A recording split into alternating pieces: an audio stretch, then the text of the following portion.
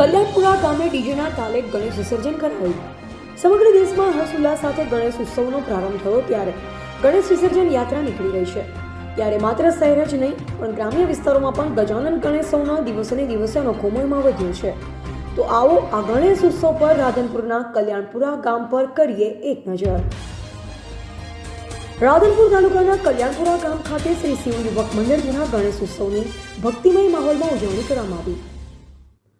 સમગ્ર દેશમાં ગણેશ ઉત્સવની સામૂહિક ઉજવણી 1893માં લોકમાન્ય તિલક દ્વારા શરૂ કરી હોવાનું મનાય છે। ત્યારે ઐતિહાસિક નગરી પાટણમાં 1877-78માં પરંપરા શરૂ કરાઈ હતી। આજે સમગ્ર મહારાષ્ટ્ર અને ગુજરાતભરમાં અને ગ્રામ્ય વિસ્તારોમાં ગણેશજીની મૂર્તિઓનું સ્થાપન કરી તેની ભક્તિભાવ સાથે આરાધના કરવાનો મહિમા છે। ત્યારે રાધનપુર કલ્યાણપુરા ગામ ખાતે ગણેશ ઉત્સવની ભવ્ય ઉજવણી થાય છે। કલ્યાણપુરા ગામ ખાતે શિવ યુવક મંડળ દ્વારા સતત 5 દિવસ ગણપતિ મહોત્સવ નિમિત્તે રાસ ગરબાનું આયોજન કરવામાં આવે છે, જેમાં સમસ્ત ગ્રામજનો એક પરિવાર બની મહોત્સવમાં ભાગ લે છે।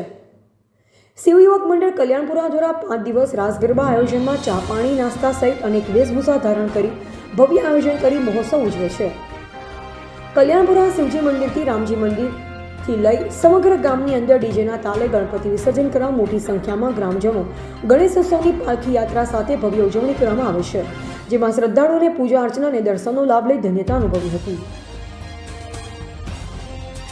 રિપોર્ટર અનિલ રામાનુજ, રાધનપુર, પાટણ।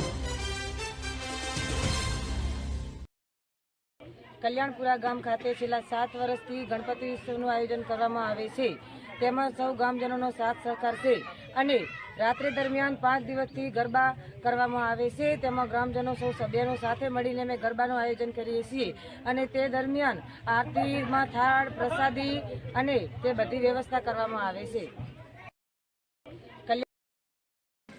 રાધનપુરના કલ્યાણપુરા ગામમાં શિવ મંડળ તરફથી ગણપતિનું મહોત્સવ રાખવામાં આવે છે। છેલ્લા 7 વર્ષથી ભવ્યથી અતિ ભવ્ય પ્રોગ્રામ કરવામાં આવે છે।